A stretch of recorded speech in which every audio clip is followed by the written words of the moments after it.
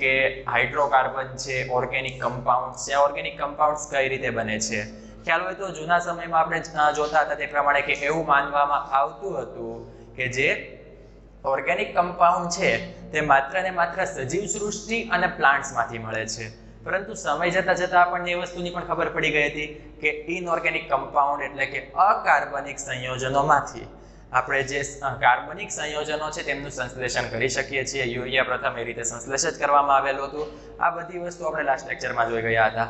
પછી આપણે એ વસ્તુ પણ જોઈ હતી કે જે ઓર્ગેનિક કમ્પાઉન્ડ્સ છે, આ ઓર્ગેનિક કમ્પાઉન્ડ્સમાં પર્સેન્ટેજ એસ ઇફેક્ટ કે પર્સેન્ટેજ એસ ઇફેક્ટ કઈ રીતે તેમના ગુણધર્મોને અસર કરે છે, તેમની એસિડિકતા પ્રત્યે, તેમની પોલારિટી એટલે કે ધ્રુવીયતા પ્રત્યે, તેમનો બંધ કોણ બંધ, લંબાઈ બંધ, ઉર્જા બંધ, એન્થાલ્પી, આ બધી જ વસ્તુની આપણે વાત કરી ગયા હતા.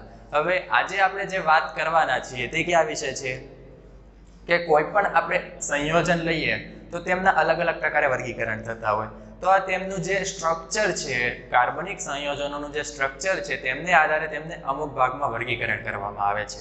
તો આજે આપણે આ વર્ગીકરણ વિશે જોવાના છીએ કે જો આપણે વર્ગીકરણની વાત કરીએ તો સૌથી પહેલા તો શું છે કે આ જે કાર્બનિક સંયોજનો છે તે મુખ્યત્વે બે ભાગમાં વહેંચાયેલું છે. કયા કયા ભાગમાં? તો પહેલું આવશે ચક્રીય અને બીજું આવશે અચક્રીય. રેડી? આપણે કદાચ ઇંગ્લિશ નામની વાત કરવામાં આવે તો આને ક્લોઝડ ચેઇન કહેવામાં આવશે અને આને કહેવામાં આવશે ઓપન ચેઇન. ઓકે, ચાલો હવે આપણે આગળ વાત કરીએ. તો આ ચક્રીય અચક્રીય વાળી વાત થઈ ગઈ. હવે જે ચક્રીય સંયોજન છે તેને પણ બે ભાગમાં વહેંચવામાં આવે છે. કયા કયા બે ભાગ છે તેમના? તો પહેલો ભાગ છે એલિસાયક્લિક. પહેલો ભાગ કયો છે? એલિસાયક્લિક સંયોજન. અને બીજો ભાગ છે એરોમેટિક સંયોજન. બીજો ભાગ કયો છે? એરોમેટિક સંયોજન. હવે એલિસાયક્લિક સંયોજન અને એરોમેટિક સંયોજન બંને પાછા બીજા બે ભાગમાં વહેંચાય છે. ક્યાં ક્યાં? કે જો એલિસાયક્લિક છે તો તેના બે પાર્ટ છે, સમચક્રીય સંયોજન અને વિષમચક્રીય સંયોજન. અને એરોમેટિક સંયોજન છે તો એરોમેટિક સંયોજન પણ બે પ્રકારના છે. તેમના બે પ્રકાર ક્યાં ક્યાં છે? તો તેમના બે પ્રકાર આવે છે આપણી પાસે બેન્ઝેનોઇડ્સ અને નોન બેન્ઝેનોઇડ્સ. રેડી? આ મેઇનલી આપણે તેમના બંધારણને આધારે આ પ્રકારે તેમનું આપણે શું કરી શકીએ છીએ? વર્ગીકરણ કરી શકીએ છીએ. હવે કાર્બનિક આપણે શું વાત કરતા હતા કે કાર્બનિક સંયોજન છે. કાર્બનિક સંયોજન મુખ્યત્વે બે પ્રકારના હોય છે, close chain and open chain, એટલે કે ચક્રીય સંયોજન અને અચક્રીય સંયોજન.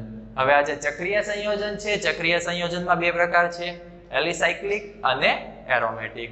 હવે આ એલિસાયક્લિક સંયોજન છે તેના બીજા બે પ્રકાર છે, સમચક્રીય સંયોજન અને વિષમચક્રીય સંયોજન. અને એરોમેટિક સંયોજન તેમના પણ બે પ્રકાર છે, બેન્ઝેનોઇડ્સ અને નોન બેન્ઝેનોઇડ્સ. ચાલો તો આપણે સૌથી પહેલા અચક્રીય સંયોજનથી વાત કરીએ, જેનું બીજું નામ આપણે કયું છે? Open chain. તો જો આ જે અચક્રીય સંયોજન છે ને તેને એલિફેટિક, રેડી, આ શબ્દ વડે પણ ઓળખવામાં આવે છે કે એલિફેટિક, જે મુખ્યત્વે આપણે રસાયણ વિજ્ઞાનમાં, કાર્બનિક રસાયણ વિજ્ઞાનમાં મુખ્યત્વે જે શબ્દનો ઉપયોગ કરવાના છે આ પ્રકારના સંયોજન માટે, તે શબ્દ છે એલિફેટિક સંયોજન. રેડી? કે આ અચક્રીય છે તેમને આપણે કયા નામે ઓળખીએ છીએ? એલિફેટિક સંયોજન તરીકે. હવે એલિફેટિક સંયોજન જે છે, આ બધા સંયોજન કયા પ્રકારે હોય છે? તો તે ઓપન ચેન એટલે કે તે કેવા હોય છે? લાંબી શૃંખલા ધરાવતા હોય છે. રેડી? એટલે જો આમની આપણે ડેફિનેશન પર જઈએ તો આ પ્રકારના સંયોજન લાંબી શૃંખલાવાળા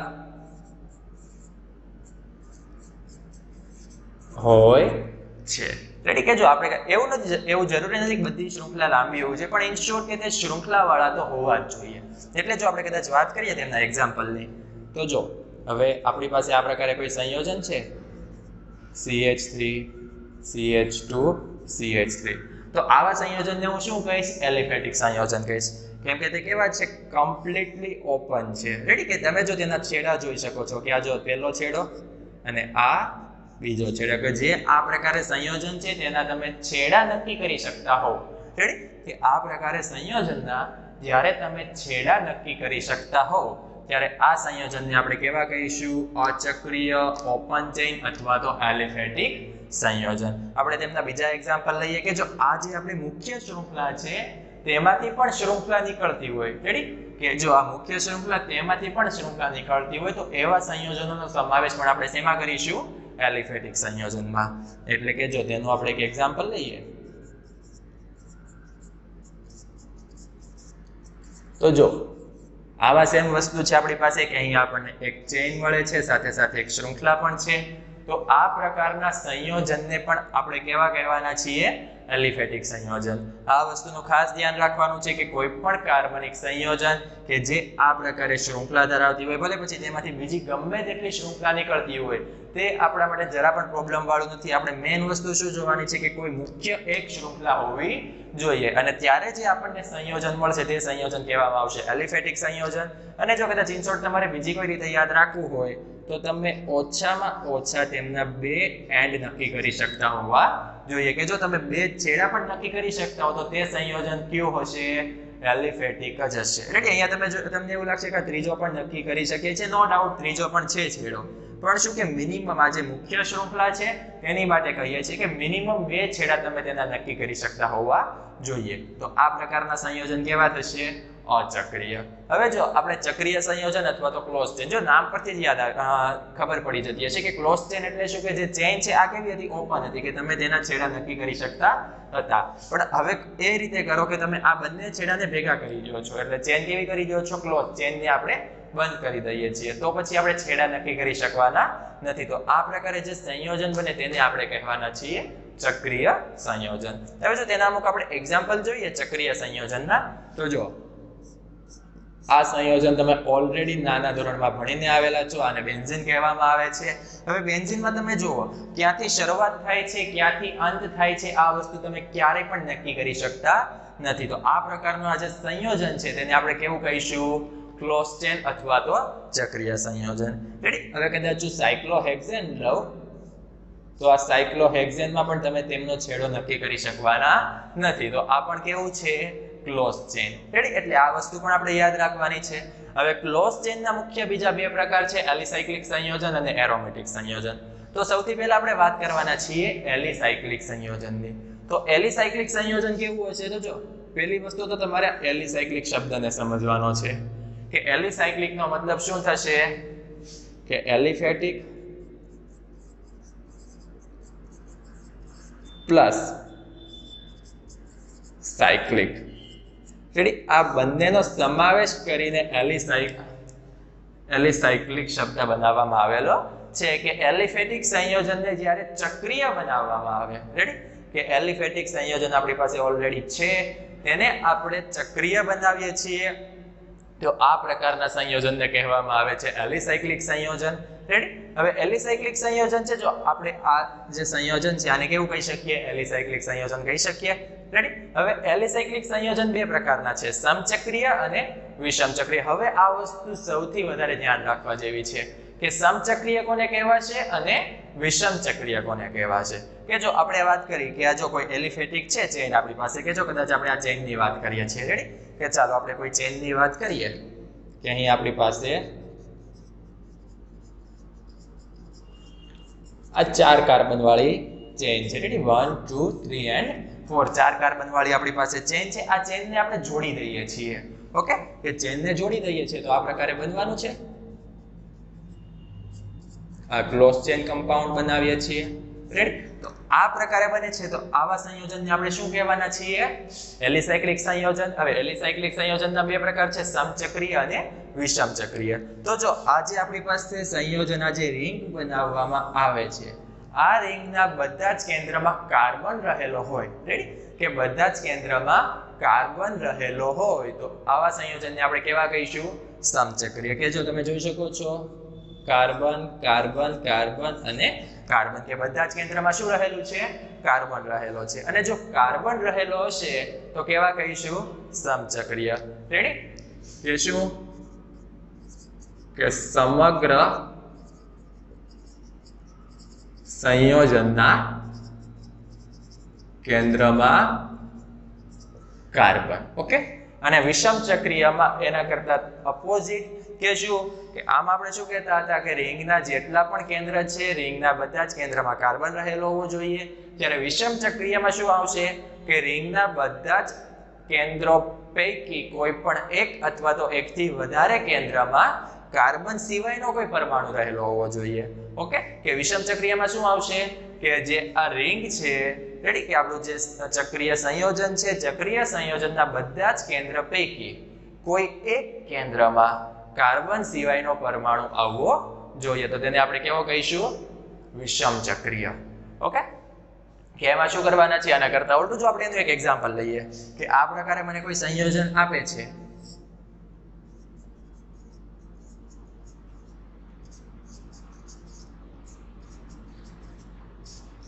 તો જો આપણી પાસે આ જે રિંગ છે, અહીંયા કેન્દ્રમાં કાર્બન છે, અહીંયા પણ કાર્બન છે, અહીંયા પણ કાર્બન છે અને અહીંયા પણ, પરંતુ જો અહીં કેન્દ્રમાં કોણ છે?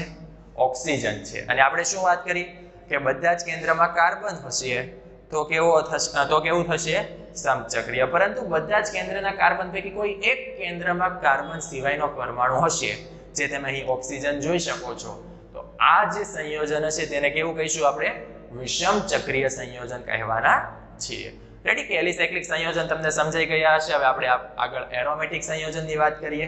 તો એરોમેટિક સંયોજન વિશે બેઝિક ખ્યાલ તમને લોકોનો છે કે આને તમે શું કહો છો? બેન્ઝીન.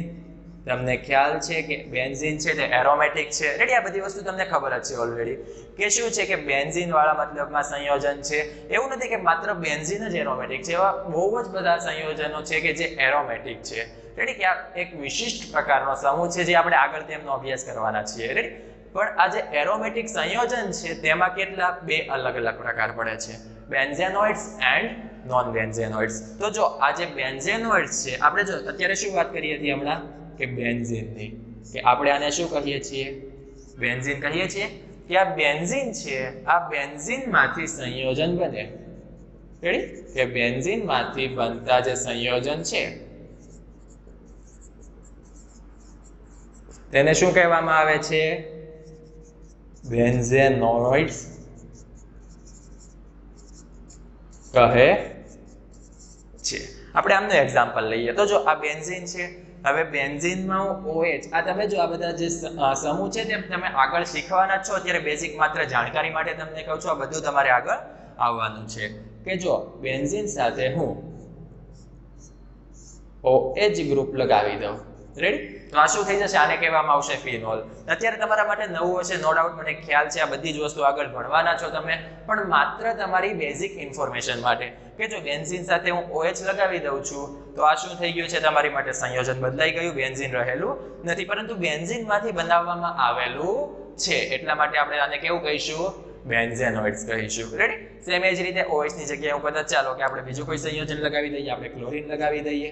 સેમ વસ્તુ આપણી પાસે અહીંયા બેન્ઝીન છે, તેમની સાથે મેં લગાવી દીધો ક્લોરીન. રેડી? ક્લોરીન લગાવી દીધો, ક્લોરોબેન્ઝીન બની ગયો. રેડી? તો આ ક્લોરોબેન્ઝીન છે તે પણ શેમાંથી બનાવેલો? તેમનો જનક પરમાણુ તો બેન્ઝીન જ છે. રેડી? તો આવા સંયોજનને પણ આપણે શું કહીશું? બેન્ઝેનોઇડ્સ. રેડી? હવે આપણે આગળ વાત કરીએ નોન બેન્ઝેનોઇડ્સની. તો એવા સંયોજન કે જે એરોમેટિક છે પરંતુ બેન્ઝેનોઇડ્સ નથી. રેડી? કે એવા એરોમેટિક સંયોજન કે જે બેન્ઝેનોઇડ્સ નથી તેને શું કહીએ છીએ? નોન બેન્ઝેનોઇડ્સ. ચાલો આપણે તેનું કોઈ એક્ઝામ્પલ લઈએ.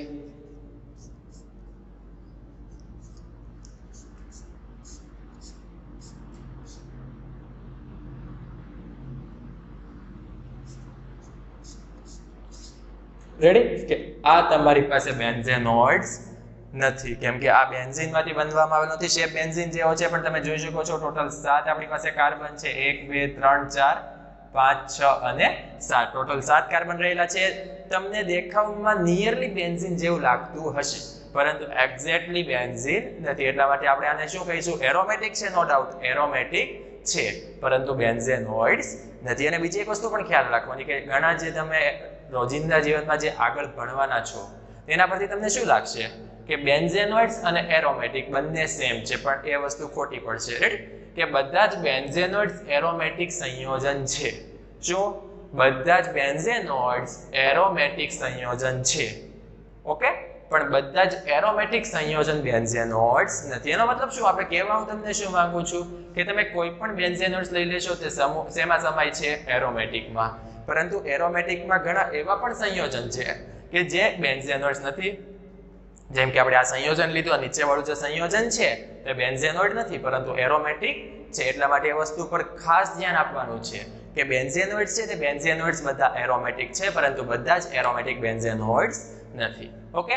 અને આ બીજી એક વસ્તુ કે આ જે તમે ટેબલ કદાચ ગુજરાત બોર્ડની જૂની ટેક્સ્ટ બુકમાં જોશો, એનસીઈઆરટી ની તે, રેડી? તો તેમાં તમને આમાં થોડોક ડિફરન્સ આપેલો છે, રેડી? કે ખોટું આપેલું છે. તો એ વસ્તુનું પણ તમારે ખાસ ધ્યાન રાખવાનું છે. ગુજરાત બોર્ડમાં થોડીક એરર આવેલી છે બુકમાં, તે નવા એડિશનમાં સુધારાઈને આવી જશે. તમને તેમાં આપેલું છે સમચક્રીય વિષમચક્રીય વાળો પાર્ટ અહીંયા અને આખો પાર્ટ આગળ આપી દીધો છે, પણ તે સાવ ખોટી વસ્તુ છે. ઓકે? તમારે આ રીતે જ યાદ રાખવાનું છે. આગળ તમે કોઈ પણ કોમ્પિટિટિવ એક્ઝામ આપશો, સ્પર્ધાત્મક પરીક્ષા આપશો, એટલે કોઈ પણ એક્ઝામ હશે તમારી પાસે, બધામાં આ જ મેથડ યુઝ થવાની છે. રેડી? ચાલો આપણે એક રિવિઝન કરી લઈએ કે શું કાર્બનિક સંયોજન છે. કાર્બનિક સંયોજન મુખ્યત્વે બે વિભાગમાં વહેંચાય છે, ચક્રીય અને અચક્રીય. અચક્રીયને બીજું નામ આપણે આપીએ છીએ એલિફેટિક, એટલે કે ઓપન ચેઇન. આપણે તેને ડાયરેક્ટલી જો ઓળખવા હોય તો કઈ રીતે ઓળખી શકીએ કે જો તમે તેના છેડા નક્કી કરી શકતા હોવ તો તમે તેને કોઈ પણ બે છેડા, ઓકે, કોઈ પણ બે છેડા નક્કી કરી શકતા હો તો તમે તેમને કેવા કહેવાના છો? એલિફેટિક અથવા તો અચક્રીય. આપણે તેમના અમુક એક્ઝામ્પલ લીધા હતા. જો કે પહેલું એક્ઝામ્પલ આપણી પાસે પ્રોપેન છે, પહેલો છેલ્લો કાર્બન આપણને મળી જાય છે, આખું ચેન છે. હવે તેમાંથી પણ બીજી કોઈ શૃંખલા નીકળતી હોય તો પણ કઈ પ્રોબ્લેમ નથી, તે પણ કેમાં આવશે? તો અચક્રીય અથવા તો એલિફેટિકમાં જ આવવાનો છે. પછી આવે છે ચક્રીય, કે જ્યારે આપણી પાસે શું કે જે સંયોજન આપેલું છે તેમના તમે જે છેડા છે તેમના એન્ડ છે તે તમે નક્કી કરી શકતા નથી. રેડી? કે જેમ કે જો આપણે આ સંયોજન લીધું નીચે, તાનો તમે છેડો નથી નક્કી કરી શકતા. રેડી? કે જો 4 ખૂણા છે પરંતુ છેડો છે નહીં, તો આ પ્રકારના સંયોજનને આપણે કેવા કહીશું? ચક્રીય સંયોજન. ચક્રીય સંયોજનના બે પ્રકાર છે, એલિસાયક્લિક સંયોજન અને એરોમેટિક સંયોજન. હવે એલિસાયક્લિક સંયોજન છે, આપણે વાત થઈ કે એલિસાયક્લિક સંયોજન છે તે શબ્દ એલિસાયક્લિક તે એલિફેટિક પ્લસ સાયક્લિક પરથી બનાવવામાં આવેલો છે. કે કેવા સંયોજન કે એલિફેટિક જ્યારે સાયક્લિક સંયોજન સ્વરૂપે અસ્તિત્વ ધરાવવા લાગે તો આ પ્રકારના સંયોજનને આપણે કહેવાના છીએ એલિસાયક્લિક સંયોજન. અહીં તમે જોઈ શકો છો કે આપણે જે આ સંયોજન બતાવેલું છે આને કહેવામાં આવે છે સાયક્લોબ્યુટેન. રેડી?